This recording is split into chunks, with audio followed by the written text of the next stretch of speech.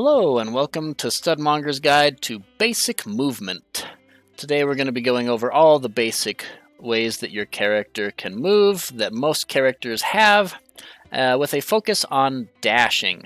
So before we get too far into that, let's look at our first sort of dive into Numpad Notation. So you can see here, thank you to Spirit of Decay who created the template for this. I changed the buttons to be able to more properly reflect them's Fightin' Herds buttons, but it is otherwise his work. So we're going to use it here for educational purposes. So this is the basic numpad notation. You'll see that if you look down at your numpad, the numbers are exactly in the same positions as they would be, and they are always done with the assumption that the character is facing to the right. So 6 is forward, 4 is back, 8 is jump, 2 is crouch, 7 is jump back, 9 is jump forward, 1 is down back or blocking, and 3 is down forward. Sometimes down forward and down are very similar, but in this game, for example, they changed your C from being a sweep move to being a launcher move. So all the directions are very important, and one item that is not necessarily intuitive about numpad notation is that it is always done with the assumption that your character is facing towards the right, whether they are or not. So 6-6 is always dash forward, even if your character is on the other side. Or if you have a command normal such as Oleander's forward C, which is Doomclaw, that is her 6C. That will be the notation that you will hear it described as, regardless of which direction she happens to be facing when she is using it. So keep that in mind. Numpad notation is particularly useful for combos because numpad notation transcends language barriers, so you'll often see this notation used in combo videos. And we'll get into it a little bit more when we talk about combo videos and combos and pressure in general, but for now, that's enough information. We understand the basics, and you can kind of follow along with them. So let's start looking at dashes. Obviously, Oleander has a dash. You'll see she moves forward, and then if I just hold forward some more, she just goes back into a regular walk. And same if I hold backwards, she'll dash the first time, but then she doesn't do another one. So you can chain them together, but they have a little bit of space in between them. And the first thing we're actually going to learn is that after you do your first dash forward with a double 6 input, you can then press a single 6 input to continue dashing. So if we time this correctly, you'll see it makes it easier for us. Same with back dashing. We can just press back once and we'll continue to get multiple back dashes in a row, which is pretty useful. We are, however, going to differentiate the dash that Oleander has with the run that Paprika has. So you'll see that if we press forward with Paprika, she just continues moving forward forever. And same backwards. She has a backwards run, which is highly unique to her. She is the only character in the game with that. If she presses back twice, she'll just keep running backwards until you tell her to stop. So that is the difference between a run and a dash. We are mostly going to be talking about dashes today. Oh, let's do this just in case it messes everything up. All right. So, what things can we do out of our dashes? Well, when we forward dash, we can do a button out of our dash, and we don't have to wait for it to finish. So when we do a standard dash, you see we have to wait for the full animation, but if we do a button, we don't have to wait for that. We can just immediately go forward. And that can be a powerful neutral tool because it allows us to threaten with something like a jab from a position where we normally wouldn't be able to hit with it. And sure, maybe we can hit with our bigger buttons from that range, but those bigger buttons have a lot longer recovery time on them. It's a lot easier for our opponent to get out of the way of them and then punish. Whereas if we're hitting them with a jab, that's a pretty low commitment move. They have a lot lower time to punish us, and they might have advantage afterwards, but oftentimes they're not going to be able to punish, or it's going to be much more difficult for them to get it consistently. So that's a powerful tool. In addition, you can block immediately out of a forward dash. So if your opponent is pushing a button like Oleander's full screen super, and you're dashing forward, you can immediately cancel it by just holding backwards and the moment that your character gets touched, they'll start blocking. We're also going to talk a small amount about jump back here because it has a particular property that we're going to talk about called, I'm going to call it Dome Guard. So remember with Trip Guard where if you pressed a button, if you pressed an aerial button right before landing, you can't block lows? Well, if you try to backdash right before pressing up back, you can't block highs or mids. But if you don't do that first, you totally can. So let's have Paprika do a move here, and we'll try to hit up back and block it. Okay, so we need to not be jumping yet, because we want to show that these are our jump frames. So you'll see we instant blocked it on the ground. We were able to hit up back and still block that move. Well, we can't necessarily do that in all instances. So if we hit forward dash here, you'll see we maintain Dome Guard. I couldn't find an official name for that, so if it's not called Dome Guard, then it's just not as cool as my name, just saying. But if we try to backdash, we can't do that. So let's try backdashing and doing the same thing. Okay, we jumped in the air, so it doesn't count. Yeah, we have to be not in the air. This has to hit our jump frames. Oh, we're going to get there. There we go. So you see we hit up backwards there, and we still got hit. Well, we lost Dome Guard because we backdashed. Well, why would they need to do that? The answer is because backdashing has invulnerability frames.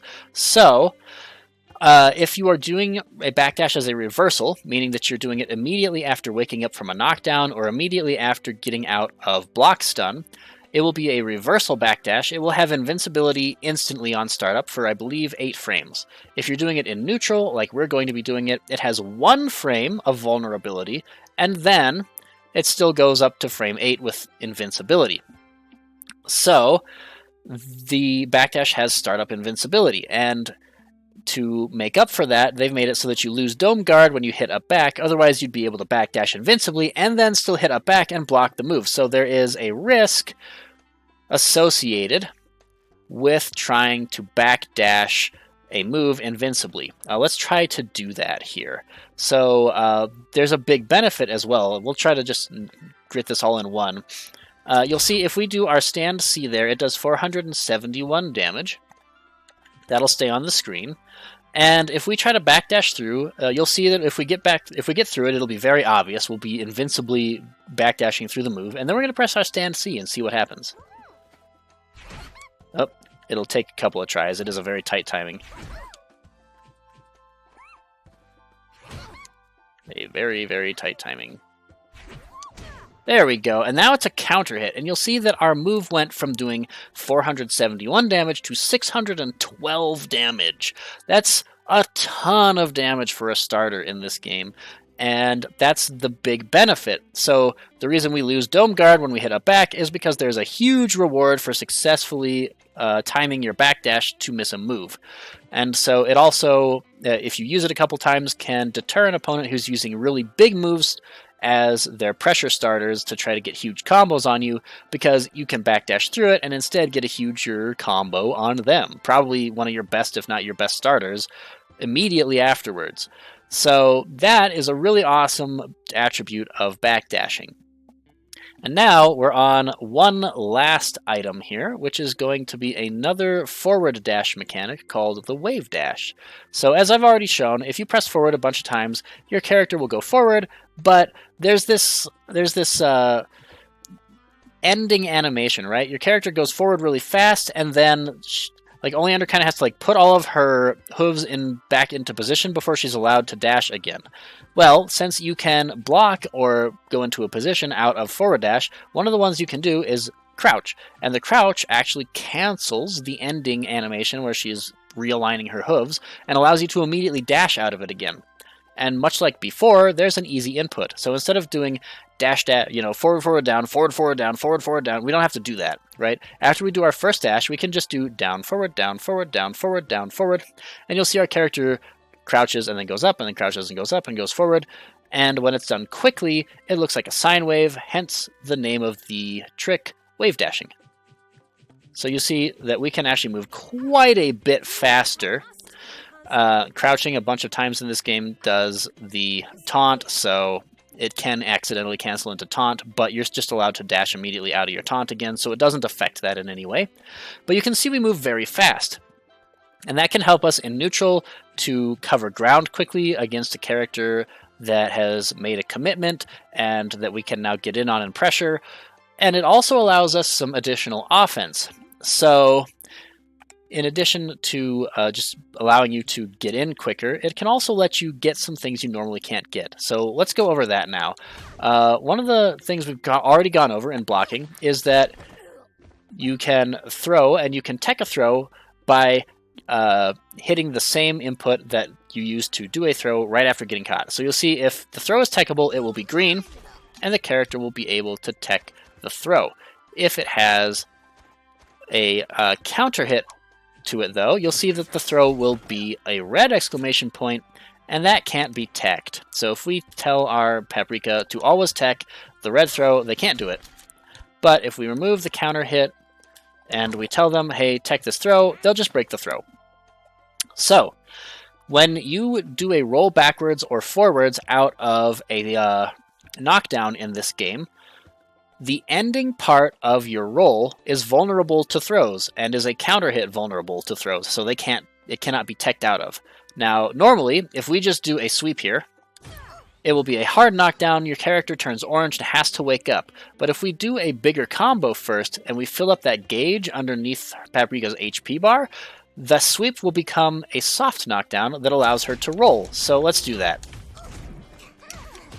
So now you'll see she's able to roll backwards.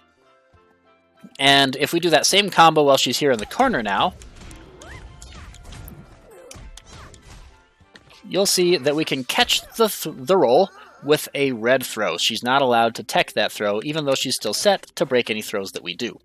So the use of it comes when we are in a more neutral situation like this. When we're not going to end our combo in the corner, we still want to be able to punish that roll backwards, and Oleander can't do that with her dash. If we try here, you'll see that we can't catch the beginning of the roll because it's still invincible to throws. Only the end of the roll is vulnerable.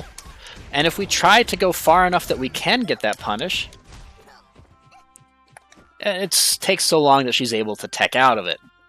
So that doesn't really help us. So how do we use this movement to improve our offense? Well, if we wave dash, we can actually wave dash fast enough to catch the roll with a red throw. In fact, hopefully we get it here, but if we wave dash fast enough, we can actually wave dash so fast that Oleander is going to turn around for a moment, because she's going so fast that she actually switches sides on Paprika while Paprika is trying to roll away. Let's see what we can get out of that.